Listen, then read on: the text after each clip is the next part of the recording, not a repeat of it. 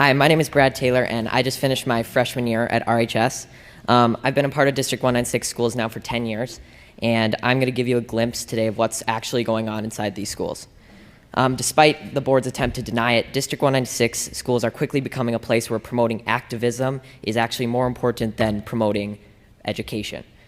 I'll take you back to my first day at RHS this fall. The principal came out and gave us a heartfelt speech about equality and standing together. He began to list countless races, such as Latino, Asian, expressing how much they matter and how important they are. But never once did he mention a race or identity that reflects me, or half the kids that were in the class. Now, members of the board, I know you haven't been to school in a while, and I know none of you, or most of you, don't have any kids left in the school district. But you must admit how uncomfortable it will be to be characterized just by your skin color on the first day of school, and be thought that you were wrong just because of your skin color. So I will never forget the look one of my friends gave me from across the room as we were sitting there listening to this blatant bias being expressed in the so-called equity statement by the leader of our school. To be clear, I don't need you to tell me that I matter, but hearing the condolences given to other races and leaving just one race out, inevitably you'll start to feel like you've done something wrong. And in our principal's attempt to unify us, he instead created unwarranted boundaries and barriers between his students, pitting us against each other based on characteristics that we can't control. In another separate instance, I was told that writing "All Lives Matter" on the whiteboard was political and could be seen as offensive. When I questioned the teacher after class, she told me that she didn't have an answer and she just had to erase it, and it was quickly erased. There are political signs all over RHS, about specific races that matter, specific sexual orientations that matter, and specific perspectives that matter. But when I questioned the RHS administration about how these signs were political, they told me that they were supporting human rights. So when I questioned why the equity statement couldn't represent all students, they told me that to even ask that question was outlandish and offensive.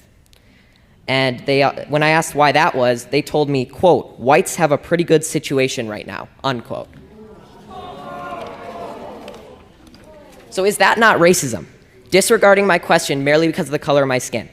To be honest, after enduring a year of the people in charge telling me that I'm a racist and I'm privileged and pointing out our irreversible differences, I've never noticed race more.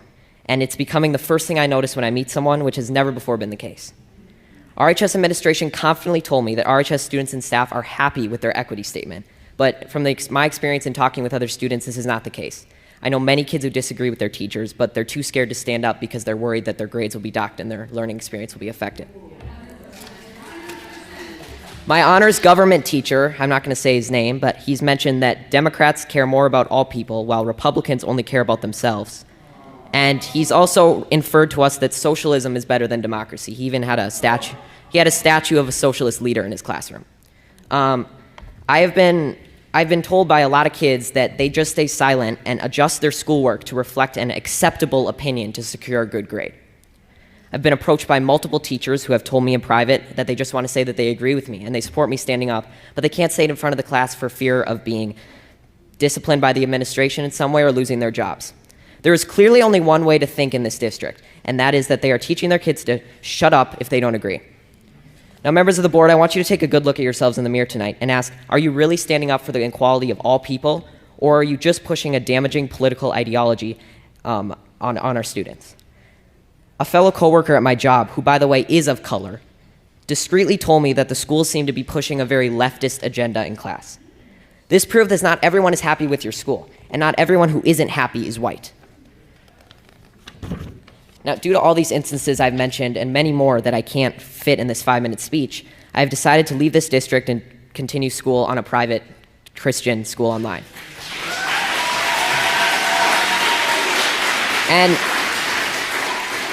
And there will be sacrifices, and I will not get to walk in the graduation ceremony or attend milestones at RHS, but I will be able to learn in an environment that is not intent on punishing me daily for my skin color and political views. Now, regardless of how you take my speech, whether you just shrug it off as malarkey or Fox News talking points, I encourage you to think about it, because someday I'm going to be a leader. I may be the president, a governor, or just a professional golfer, but I will never stop believing that everybody has value, no matter their skin color or personal beliefs, and it's a shame that you're not going to be able to say that I was an alumni of RHS in District 196. Thank you.